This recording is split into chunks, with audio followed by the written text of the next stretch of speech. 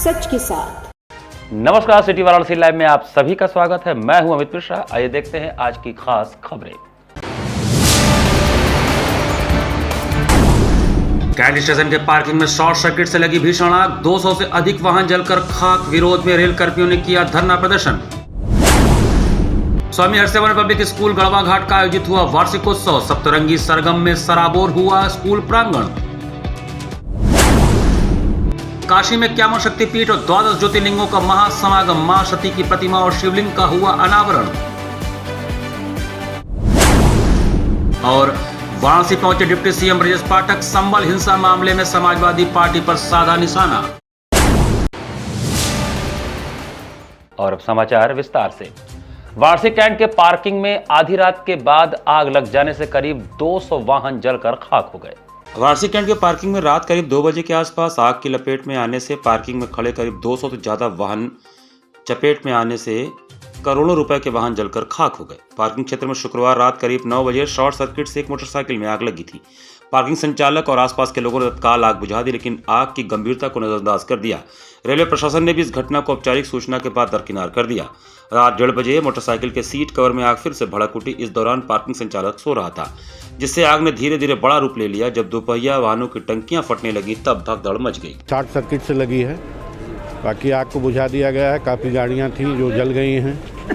अभी हम लोग आग बुझाने का काम और कर रहे हैं। 199 मोटरसाइकिल, क्या लगता है कितनी गाड़ियाँ होंगी? लगभग 199 मोटरसाइकिल के लगभग गाड़ियाँ हैं। साइकिल कुछ होंगी और कुछ साइकिलें भी हैं। वो अभी हम लोग, चूँकि आग अभी गर्म थी, इसलिए अभी उसको गिना जा रहा है। लगभग किसके लिए प्रॉब्लम मानते हैं इसमें देखते हुए? फायर सेक्शन नहीं इसमें है, क्या कहेंगे? नहीं, अभी तो शॉर्ट सर्किट से है। ये चीज़ जानकारी लगी है कि शॉर्ट सर्किट से आग लगी है। बाकी और किसका क्या है वो हम लोग देखते हैं। क्या लगता है कि गाड़ी रेलवे की कर्मचारियों की है या और भी कर्मचारी? अभी तक तो यही बताया गया है कि रेलवे के कर्मचारियों की गाड़ी है। कैंट पार्किंग में आग लगने से वाहनों के जल जाने से क्षुब्ध रेल कर्मचारियों ने धरना प्रदर्शन किया। आग लगने से वाहनों के जल जाने के बाद करोड़ों रुपए के नुकसान होने पर रेल कर्मचारियों ने कहा कि हम सभी कर्मचारियों द्वारा बैंकों से कर्ज लेकर वाहन खरीदकर यहाँ पर नौकरी करने आते हैं, मगर रेलवे के आला अधिकारियों की लापरवाही की वजह से आग लगी। जिस जगह पर आग लगी है वहाँ सीसीटीवी कैमरे भी नहीं है। आगजनी होने वाले स्थान के पास ट्रेन खड़ी थी, यात्री हाल भी बगल में थे। इसके अलावा आवासीय क्षेत्र भी आसपास में मौजूद थे। यदि आग कुछ और फैल जाता तो काफी भारी भरकम जनहानि भी होती। इसको लेकर रेलवे आलाधिकारी उदासीन थे। ऐसे लोगों को चिन्हित कर कड़ी कार्रवाई करनी चाहिए। साथ ही जिन रेलवे के कर्मचारियों के गाड़ी जलने की वजह से पूरी तरह खत्म हो चुके हैं, उनको रेलवे मुआवजा दे। दुर्भाग्यपूर्ण है कि रेलवे कर्मचारी की गाड़ी कमाई से खरीदा हुआ बेचारा वाहन खरीदता है, वो भी लोन पे होगी कितने की, और वो यहाँ पे प्रशासन की लापरवाही से जलने का काम हुआ है। हम बहुत किसी को दोष नहीं देते हैं, जो भी कारण रहा हो। हम सिर्फ एक मांग रखते हैं कि हमारे जिन कर्मचारियों का ये नुकसान हुआ है उसकी भरपाई तत्काल रेलवे करे। भगवान शिव की नगरी काशी में मां सती के 51 शक्तिपीठ एवं 12 ज्योतिर्लिंगों का महासमागम का शनिवार को आयोजन हुआ। शिव की नगरी काशी ने शनिवार को कैसे ऐतिहासिक आयोजन की गवाह बनी, जिसने सनातन धर्म की एकता को नई ऊंचाइयों पर पहुंचा दिया। इस अभूतपूर्व कार्यक्रम का नाम था मां सती के 51 शक्तिपीठ एवं 12 ज्योतिर्लिंगों का महासमागम। आयोजन का उद्देश्य सनातन धर्म के विभिन्न तीर्थ स्थलों और समुदायों को एक मंच पर लाना था।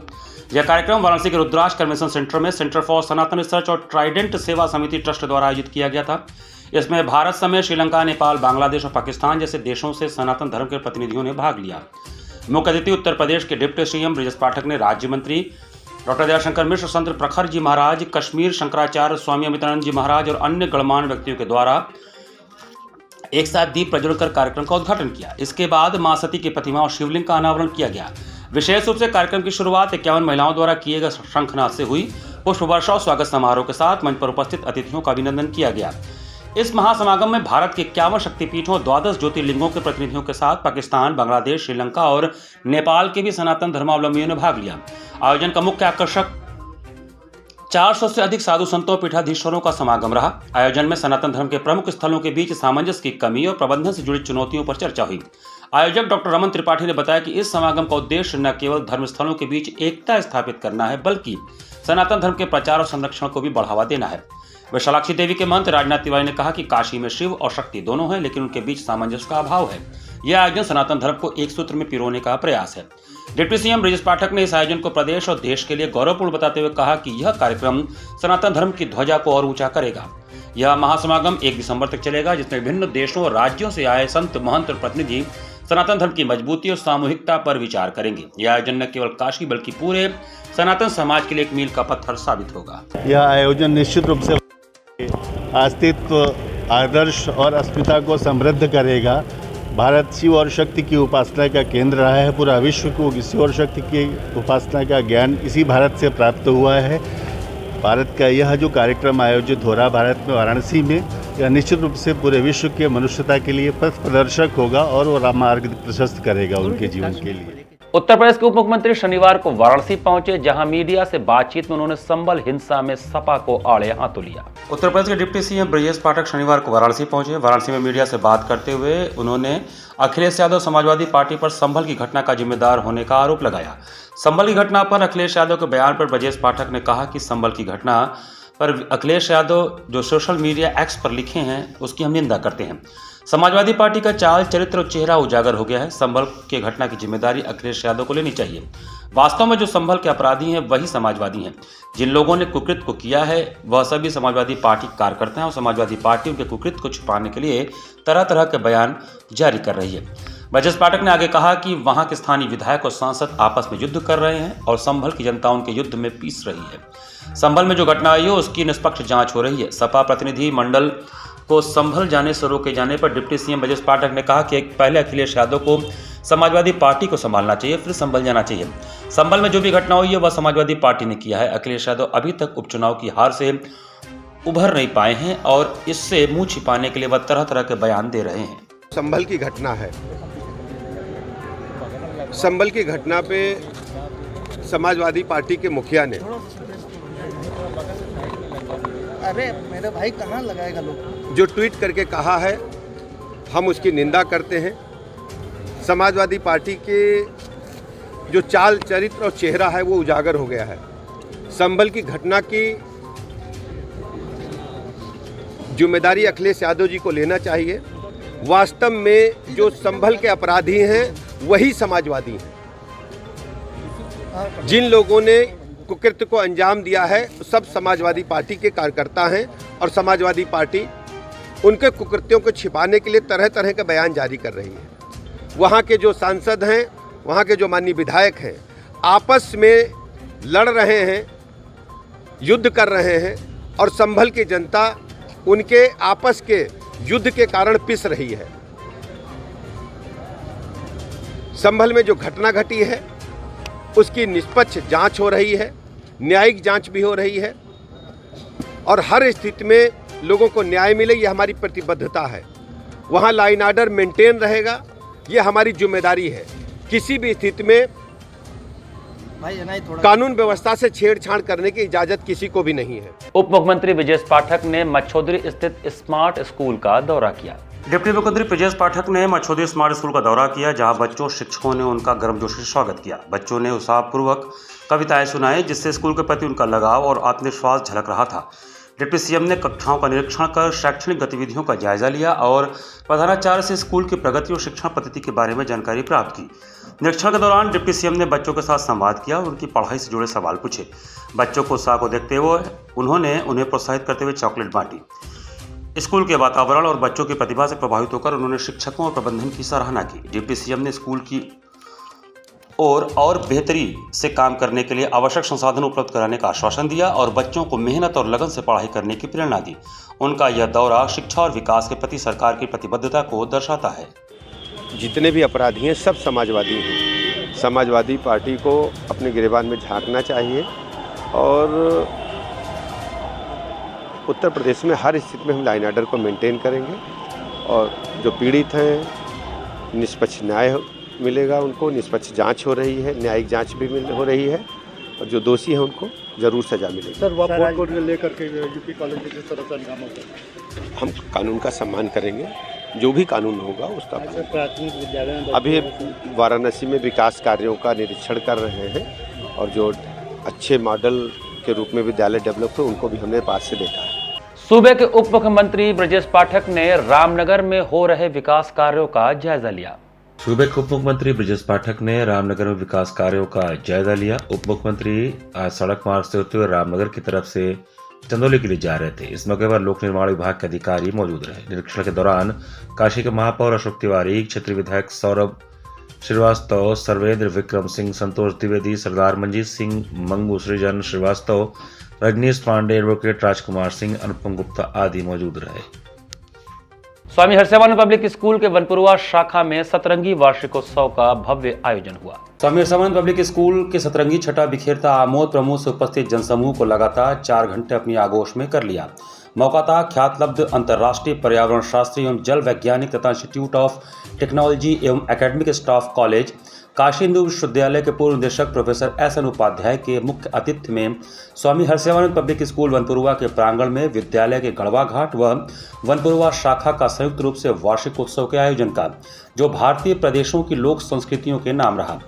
लोक संगीत की रंग यात्रा विद्यालय के कुल गीत, स्वागत गीत से प्रारंभ होकर ऐसा रंग बिखेरी कि सभी दर्शक उसी में सराबोर हो गए। लगा हर्षवानंद में आज की शाम ने प्रादेशिक लोक नृत्य व संगीत के विविध विधाओं को पूरा का पूरा अपने दामन में भरकर फिजाओं में फैला दिया हो। Salsa, qawwali, traditional kids dance, Koli, tribal, Haryanvi, classical Ganesh वंदना, शिव वंदना, Ghoomar dance, Giddha dance, Gondhal dance, Kashmiri dance, Shiv Tandav, Garba व डांडिया ने तो दर्शकों को भावुक कर आंखों से आंसू ला दिया। लोग कंठबद्ध गले से भूरी भूरी प्रशंसा करते नजर आए। वार्षिकोत्सव में इस बार मनुष्य अपने व्यस्ततम कार्यशैली में किस प्रकार आमोद प्रमोद किया करते हैं, उसकी स्पष्ट झांकी इन नन्हे विद्यार्थियों ने प्रस्तुत कर सबकी आंखें खोल दी। कार्यक्रम का शुभारंभ विद्यालय समूह के प्रबंधक बाबा प्रकाश ध्यानंद के सानिध्य में उपस्थित मुख्य अतिथि प्रोफेसर एस एन उपाध्याय के कर कमलों द्वारा श्री श्री 1008 स्वामी हर्षवानंद जी महाराज परमहंस के तैलचित्र पर माल्यार्पण व दीप प्रज्वलन से हुआ। इस अवसर पर मुख्य अतिथि ने विद्यार्थियों को प्रेरणादायी संबोधन में कहा कि कार्यक्रम देखकर यह प्रमाणित होता है कि लोक कलाओं को जीवित रखने की उत्कंठा इन नन्हे विद्यार्थियों को कहीं न कहीं से अधीर बना रही है। मैं महसूस कर रहा हूं कि ये हर कठिन चुनौती के लिए सक्षम है। कार्यक्रम के अंत में विद्यालय के प्रबंधक ने मुख्य अतिथि को स्मृति चिन्ह व अंग वस्त्रम भेंट कर सत्कार किया। वार्षिक रिपोर्ट व स्वागत भाषण गढ़वा घाट के प्रधानाचार्य CSK सिंह ने दिया। अंत में आभार ज्ञापन वनपुरवा के प्रधानाचार्य डॉक्टर AK चौबे ने दिया तथा संचालन छात्र द्वय वेणुगोपाल व सुहानी पटेल ने किया।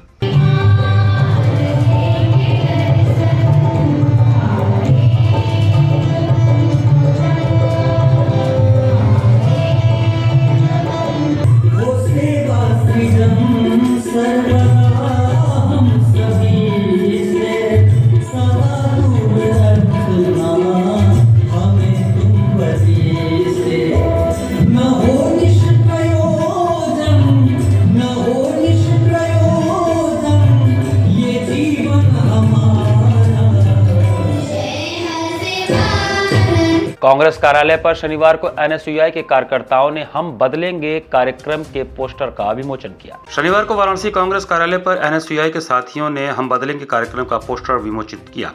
विमोचन NSUI के राष्ट्रीय सचिव अनुराग राज त्रिवेदी, राष्ट्रीय संयोजक खालिद जमशेद के द्वारा किया गया।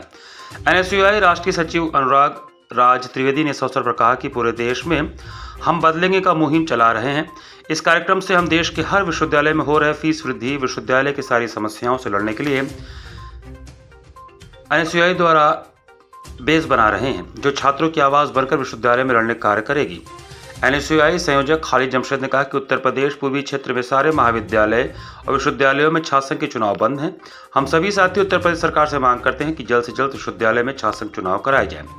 NSUI उत्तर प्रदेश पूर्वी प्रदेश अध्यक्ष ऋषभ पांडे ने कहा कि उत्तर प्रदेश में सरकार द्वारा नौजवान साथियों को जेल भेजा जा रहा है। उनकी गलती सिर्फ इतनी है कि वो अपनी मांग और हक की लड़ाई लड़ रहे हैं, जिसका NSUI विरोध करती है।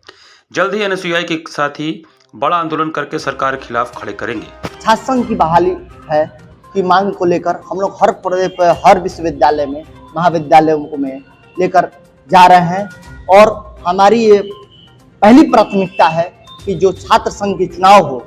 और हमारे मुख्यमंत्री से आग्रह करते हैं कि हमारे जो सेंट्रल यूनिवर्सिटी BHU है और इलाहाबाद यूनिवर्सिटी है और जो राज्य स्तर के विश्वविद्यालय है, जैसे बनारस में काशी विद्यापीठ है और सेंट्रल यूनिवर्सिटी संस्कृत विश्वविद्यालय है, इसमें जल्द से जल्द हमारे छात्र संघ के चुनाव को बहाली किया जाए। प्रत्येक वर्ष की भांति इस वर्ष भी काशी हिंदू विश्वविद्यालय में 2 दिवसीय स्वास्थ्य मेले का आयोजन 2 और 3 दिसंबर को होगा। प्रत्येक वर्ष की भांति इस वर्ष भी स्वास्थ्य मेले का आयोजन 2 दिसंबर एवं 3 दिसंबर 2024 को आयोजित किया जाएगा, जिसका औपचारिक उद्घाटन प्रोफेसर बी वैगम्बा, कुलपति Devaraj Urs academy of higher education and research Kolar द्वारा 2 दिसंबर को प्रातः 10 बजे किया जाएगा। इस संदर्भ में शनिवार को आयोजित प्रेस वार्ता में आयोजकों ने बताया कि प्रोफेसर एस.एन. शंखवार, निदेशक चिकित्सा विज्ञान संस्थान काशी हिंदू विश्वविद्यालय वाराणसी, समारोह की अध्यक्षता करेंगे। मेला स्थल नवीन लेक्चरर थिएटर कॉम्प्लेक्स, चिकित्सा विज्ञान संस्थान काशी हिंदू विश्वविद्यालय होगा, जिसमें शहर एवं पूर्वांचल के लोग चिकित्सा सेवाओं से संबंधित जानकारी प्राप्त करेंगे व चिकित्सा सेवाओं का लाभ लेंगे। 64वें वार्षिकोत्सव का विधिवत उद्घाटन 4 दिसंबर को अपराह्न 2 बजे मुख्य अतिथि प्रोफेसर विवेक लाल, निदेशक स्नातकोत्तर चिकित्सा शिक्षा एवं अनुसंधान संस्थान चंडीगढ़, विशिष्ट अतिथि प्रोफेसर अजय सिंह, निदेशक अखिल भारतीय आयुर्विज्ञान संस्थान भोपाल द्वारा किया जाएगा।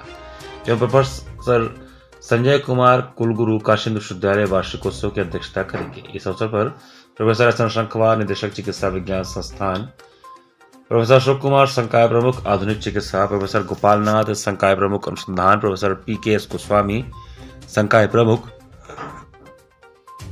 आयुर्वेद, प्रोफेसर एच.सी. बरनवाल, संकाय प्रमुख दंत चिकित्सा विज्ञान एवं प्रोफेसर के गुप्ता, चिकित्सा अधीक्षक सर सुंदरलाल चिकित्सालय, प्रोफेसर सौरभ सिंह, आचार्य प्रभारी, ट्रॉमा सेंटर इत्यादि मौजूद रहेंगे। में हम लोग कहते हैं ना, prevention is better than cure. जो किसी चीज़ को बचाओ उससे ज़्यादा इलाज से ज़्यादा ज़रूरी है, और स्वास्थ्य मेला शायद उसी कड़ी में एक इम्पॉर्टेंट है, और हम लोग रेगुलर इसको कराते रहे। कोविड के समय बाद थोड़ा डिस्टर्ब हुआ है, और हम लोगों को जागरूक करना। छोटी मोटी बीमारियां, कई लोग हेजिटेट होकर नहीं पहुंचते हैं, उनको एक थोड़ा सा रहता है कि हम क्यों अस्पताल जाएं, लेकिन अगर छोटी मोटी बीमारियां जैसे ग्लूकोज बढ़ा है, बॉर्डर लाइन है, ब्लड प्रेशर बॉर्डर लाइन है, ये सब चीज़ें ट्रेस हो जाती हैं। हेल्थ मेला में लोग अपने आप शौक से आके दिखाते हैं। तो हेल्थ मेला का पर्पज़ यही है कि उनको अवेयर करें, कैसे जागरूक करें। भाजपा के प्रदेश अध्यक्ष भूपेंद्र चौधरी ने स्वर्गीय श्यामदेव राय चौधरी के आवास पर पहुंचकर उन्हें श्रद्धांजलि अर्पित किया। भारतीय जनता पार्टी के प्रदेश अध्यक्ष भूपेंद्र सिंह चौधरी ने शनिवार को काशी में दिवंगत वरिष्ठ नेता और पूर्व विधायक श्यामदेव राय चौधरी दादा के आवास पर पहुंचकर उनके परिजनों से मुलाकात की। भूपेंद्र सिंह चौधरी ने श्रद्धांजलि अर्पित करते हुए कहा कि आदरणीय श्यामदेव राय चौधरी ने लंबे समय तक विधायक और मंत्री के रूप में काशी वासियों की सेवा की। उनका हमारे बीच से ज्यादा पार्टी और हमारी विचारधारा के लिए अपूर्णीय क्षति है। हालांकि वे आज हमारे बीच नहीं है, लेकिन उनके कार्य हमेशा काशीवासियों की स्मृतियों में जीवित रहेंगे। हमारी संवेदनाएं उनके परिवार के साथ हैं। इस मौके पर दक्षिणी वाराणसी के विधायक नीलकंठ तिवारी, मंडल अध्यक्ष गोपाल गुप्ता, अभिषेक गुप्ता, पार्षद श्रवण गुप्ता, नवीन सिंह, भाजपा नेता इंद्रेश सिंह, पूर्व पार्षद राजकुमार, रविंद्र और अनूप जायसवाल भी उपस्थित रहे। आदरणीय डॉक्टर श्यामदेव राय चौधरी जी नहीं रहे, हमारे लिए, हमारी पार्टी के लिए, हमारी विचारधारा के लिए बड़ी क्षति है, और उनका इस समय जाना हमारे लिए, सबके लिए बहुत दुखद है। और हमारी पार्टी पूरी उनके परिवार के साथ है, हमारी संवेदनाएं परिवार के साथ, और जो मार्ग उन्होंने दिखाया है हम सब लोग मिलकर मोदी जी के नेतृत्व में उसे पूरा करें। 55वें श्री सीएपीए विवाहोत्सव का संपूर्ण संस्कृत विश्वविद्यालय में शुभारंभ हुआ। श्री सीताराम विवाह महोत्सव के पावन अवसर पर 55वें श्री सीएपीए मिलन महामहोत्सव का शुक्रवार को शुभारंभ संपूर्ण संस्कृत विश्वविद्यालय के दीक्षांत मैदान में शिव विवाह के पावन प्रसंग से हुआ। ब्रह्मलीन परम पूज्य संत श्री नारायण दास भक्तमाली बक्सर वाले मामा जी की सत्प्रेरणा से शुरू हुए 9 दिवसीय महोत्सव के प्रथम दिवस मंगल गीतों के साथ अखंड संकीर्तन भी प्रारंभ हुआ। प्रथम दिवस अयोध्या से पधारे संत प्रवर नरहरि दास जी महाराज ने व्यासपीठ से सबरी भक्ति, नवधा भक्ति की महिमा का बखान करते हुए कहा कि प्रभु सिर्फ भक्त के भाव को देखते हैं, न कि उसकी जाति। भगवत वर्ण चारों वर्णों के अधिकार हैं। शबरी का चरित्र चारों वर्णों के लिए अनुकरणीय है। यदि उनके चरित्र को सही ढंग से समझें तो समाज से आपसी वैमनस्य ही समाप्त हो जाएगा। संत नरहरि दास जी महाराज ने कहा कि भगवान श्री राम को शबरी के भाव ने निहाल कर दिया। प्रभु ने उसकी जाति देख उसके झूठे बेर नहीं खाए, बल्कि उनकी भक्ति भाव से प्रभावित होकर उनके भेंट को स्वीकार किया। प्रभु स्वयं कहते हैं कि नर हो, नारी हो, जड़ हो या चेतन हो, वे सब उन्हें स्वीकार हैं और उसका भाव सच्ची श्रद्धा और भक्ति से भरा हो, ऐसा निश्चल भक्त उन्हें प्राणों से प्रिय होता है। सीएपीए विवाह महोत्सव के अवसर पर शुक्रवार को 9 दिवसीय रामलीला का भी शुभारंभ हुआ। पहले दिन शिव विवाह लीला का दिव्य मंचन हुआ। लीला में शिव बारात के अत्यंत मनमोहक प्रसंग को देख प्रांगण में उपस्थित श्रद्धालु भावविभोर हो उठे। देवादिदेव महादेव अपने गणों, भूत, पिशाचों, देवता, गंधर्व सबके साथ बारात लेकर पहुंचते हैं, जिसके बाद माता पार्वती की बाल्यावस्था से लेकर उनकी कठोर तपस्या आदि का भी मंचन हुआ। लीला का निर्देशन अशोक मिश्रा, मंच संयोजन जयशंकर तिवारी ने किया। भगवान शिव की भूमिका सौरभ, ब्रह्मा की भूमिका अखिल प्रताप, पार्वती की भूमिका हर्ष, कौशल्या की भूमिका सीताराम चतुर्वेदी एवं नारद की भूमिका हरि प्रताप ने निभाई। पहले दिन विश्वविद्यालय परिसर में स्थित हनुमान मंदिर में 24 घंटे चलने वाले अखंड संकीर्तन का भी शुभारंभ हुआ। इसके उपरांत प्रातः 5 बजे से 7 बजे तक महिलाओं द्वारा मंगल गीत गाए गए। सीताराम विवाह से पूर्व परंपरागत गीतों से विवाहोत्सव का शुभारंभ हुआ। 7 बजे से 40 लोगों द्वारा सामूहिक श्री रामचरितमानस के नवान्न पारायण का भी शुभारंभ हुआ। विवाह महोत्सव के पहले दिन बक्सर से आई मामा जी की सुपुत्री सिया दीदी, प्रेम सरोवर, वृंदावन के संत प्रवर गौतम बाबा सरकार, अशोक अग्रवाल, गुरु कृपा, संजय अग्रवाल, अग्गू, कृष्ण कुमार खेमका आदि व्यासपीठ की आरती में शामिल रहे।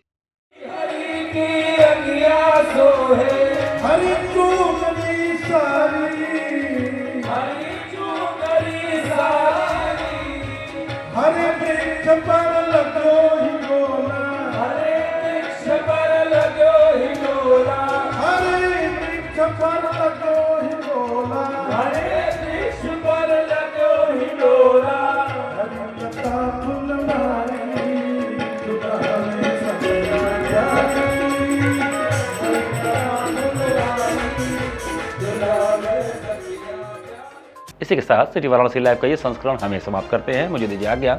नमस्कार।